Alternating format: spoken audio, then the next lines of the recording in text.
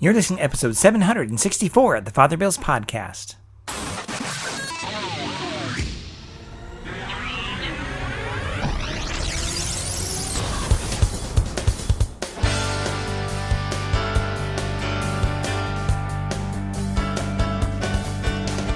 Welcome back. This week's episode is entitled Job Number 1, Being a Saint, given on the solemnity of All Saints' Day 2020.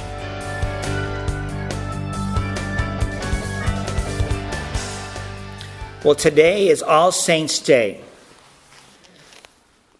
Do you want to be a saint? That's my question, yeah. And by saying that, I'm asking, do you want to go to heaven? Sure, right? I think so. Well, I want to distinguish two kinds of saints. The lowercase s saints, those here in this world, and the uppercase s saints who are in heaven. And those are the ones that we are specifically celebrating today. A lot of them have feast days. Yesterday, we celebrated the beatification of Father Michael McGivney, the founder of the Knights of Columbus. That means that we can now use his name in the Eucharistic prayer. We will do that today. He's not considered Saint Father Michael. He is blessed at this point, meaning he's on that track. That means more reflection of the church is needed, but there's been serious evidence that this person is a capital S saint in heaven. And he then may be put on that calendar like other people like St. Francis and St. Benedict. And did you know St. William is in the calendar? In Mexico, not in the United States. Poor me, right? But this is important to ask this question of ourselves. Do we want to go to heaven? Do we want to be saints? Here's the harder part of this question. What does your life reveal about that answer?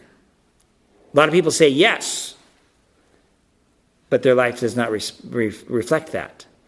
A lot of people say yes, and it certainly does. And how can we tell? Well, it's not necessarily for me to judge, but I'd like us to think about this. If you had, let's say, a surveillance system in your house, using cameras, for example. I have one around the parish house where I live. That's because I'm a nerd, and I want to see what critters are out there. And as of lately, the skunks, I don't know about you, but they've been tearing up my lawn. And I got evidence, they're busted. But I'm not going to do much about it, because, have you ever wrestled a skunk? I haven't, and I'm not going to start. But if you had such a system in your house, what would it reveal? Could you be seen by anybody else in that video at home that you are a Catholic Christian? Because this is my point. What is the behavioral evidence that what we say is what we do? Because if it isn't, then we need to do a gut check. And this is a great chance to kind of do a personal gut check. Could I be, in a court of law, convicted of being a Catholic Christian? Or do I look like everybody else? Does my behavior follow what the mores of the negative parts of our world show? Now, there's a lot of wonderful things in this world. Amazing things. Technology, our understanding of the human person.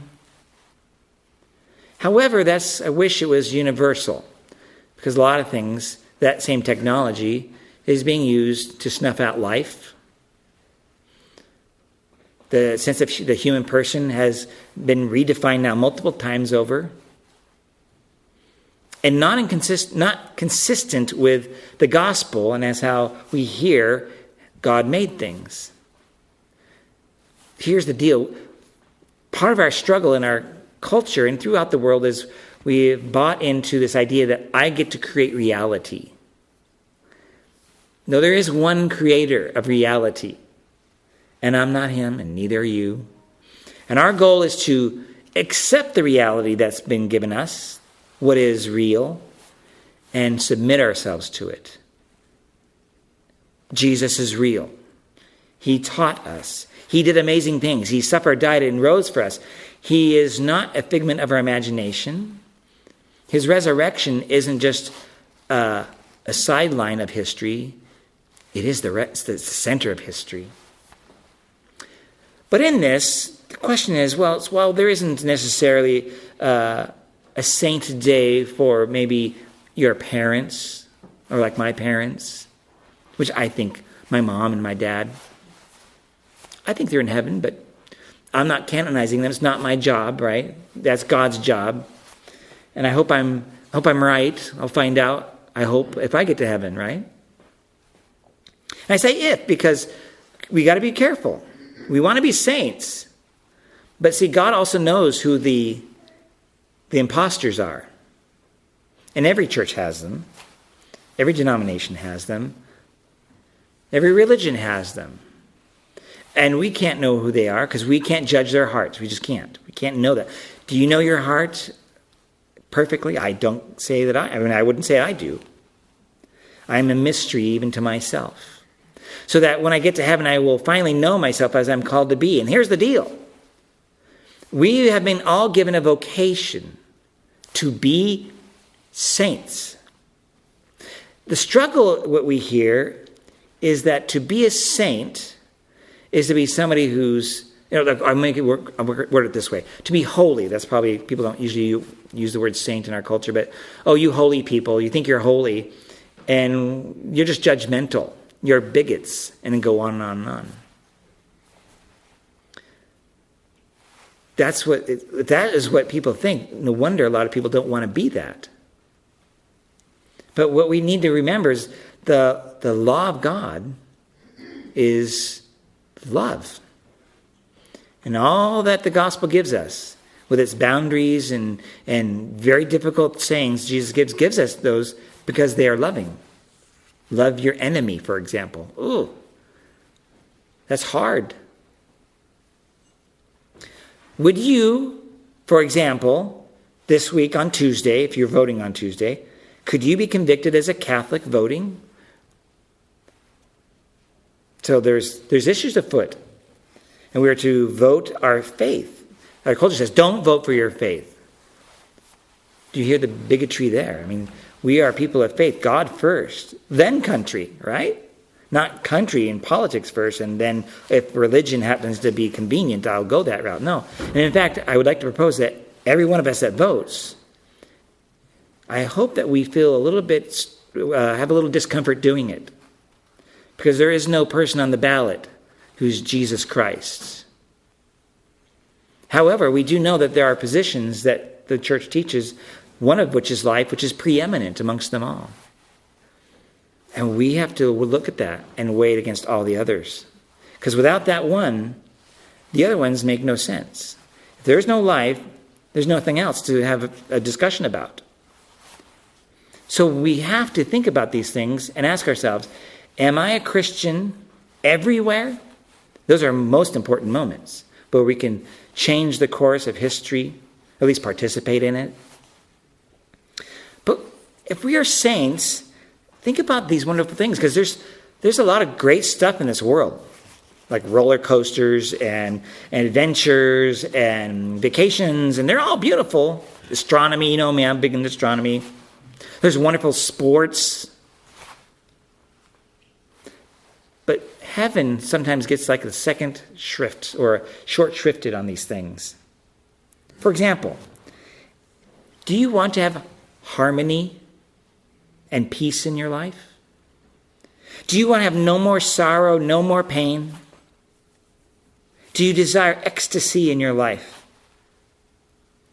Do you want to see your loved ones who have passed on before you, whether it be a husband and wife or child, an aunt or an uncle or a grandparent, a brother or sister?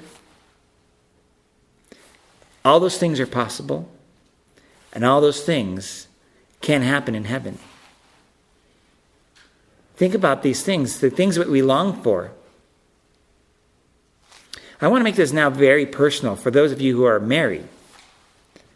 Because the calling of marriage isn't he's good looking and she's beautiful and let's make a life of that. Those are nice attractions, you bet. But the foundation is love, not ephemeral things, because during the course of time, that 20-something becomes a 50-something, becomes a 70, becomes an 80-something, and just say gravity takes over, and so does illness, right? The ephemerals aren't so attractive as they were. But if it's founded in love, it doesn't matter. So what is love? Love is the will to do the good for others or another. The job description, therefore, of a husband and a wife is to do the good for their spouse. What is the greatest good that you could want for them? Salvation in heaven. So here it is. That's the job description.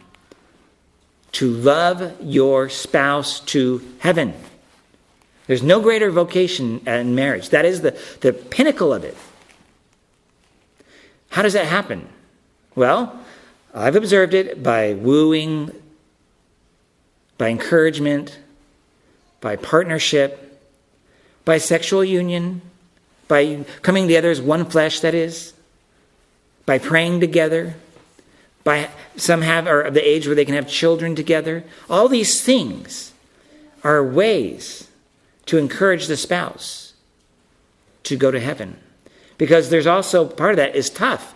I think you've heard of the term, like, love is nails. Have you heard that term? Yeah.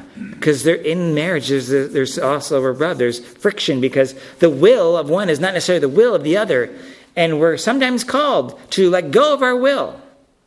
Where we had pride, we're supposed to let go because pride is the mother lode of sin. Let go of it. By the way, that's not any different for priests or single persons. Same vocation to go to heaven, and we're supposed to give ourselves away. The bachelor or bachelorette life, if that's somebody's goal, is a real problem because it's really narcissistic and self-centered. We're supposed to take the gifts that we had because some are widows and widowers with that state in life. How does one then give of themselves newly and different? Because their spouse isn't here. Now, what do they do with their love? They're called to now give it away to others. That is, take that time, those skills, those talents, those gifts, and now give them to other people. You know, in churches, I can tell you, like the St. Anne's specifically, a majority of our ministries are effective because of those who are retired and maybe widows or widowers. We have, for example, a lawyer who is retired. And he's able to then manage our food box program. It takes some time. If he was employed as a lawyer, he wouldn't have that kind of time. And his wife supports him to do this. So there's lots of gifts, and just be mindful of those things. These are ways, like imagine if Christ comes, would he catch you in the act of being a Christian? Because that will demonstrate the answer to the question that I had at the beginning. Do you want to go to heaven? And what behavior demonstrates that? It's nice to have an attitude. I want world peace, right? But what am I doing about it? What does my life say in that frame of reference? Christ has come to love and wants us to love. He's come to save, and we're here to help people. And how will we do this? How do we share the gospel? Wouldn't it be amazing? Have you met people who are loving Christians, who are so full of God's grace that they're just like amazing, kind, joy-filled? You want to hang around them just because they're like beaming this energy? It's awesome. I've met them. I wish to be one. Those are the people that we need as models. It doesn't matter what age you are. You could be young. You could be older. This calling to be a saint can make more saints. Robert Barron, the bishop, you might know who that is, he often speaks about how beauty is probably the most effective evangelization tool because everybody recognizes it. He even published a new Bible. Basically, it's the Revised Standard Version, but it has art in it, and in particular teaching it to help lift up people, to encourage them through the senses of beauty. So we're called then as saints here to become saints in heaven. that question I want to leave us with. We all want to be. Me too.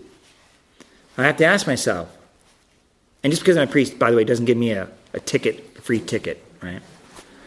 But I have to ask myself, what does my life reveal in regard to that question and answer? And could I be seen on a camera or in a court of law to be the Christian that I so profess to be?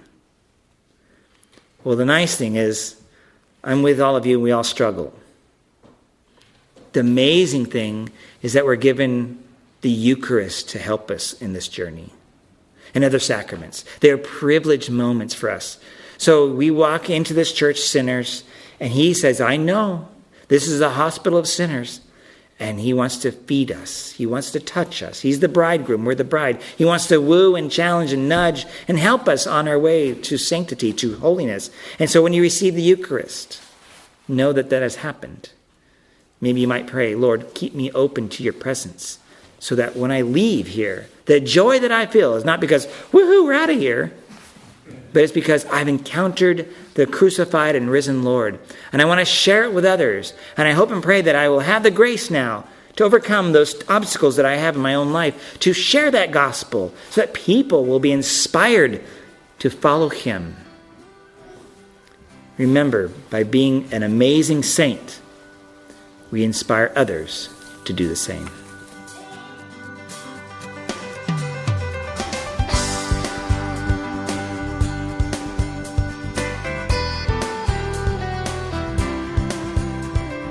Thank you again for listening to this episode of the Father Bill's podcast.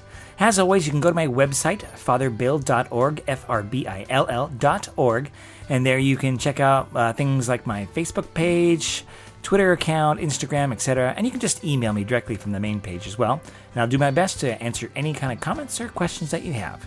In the meantime, may God bless you and stay safe. Bye-bye.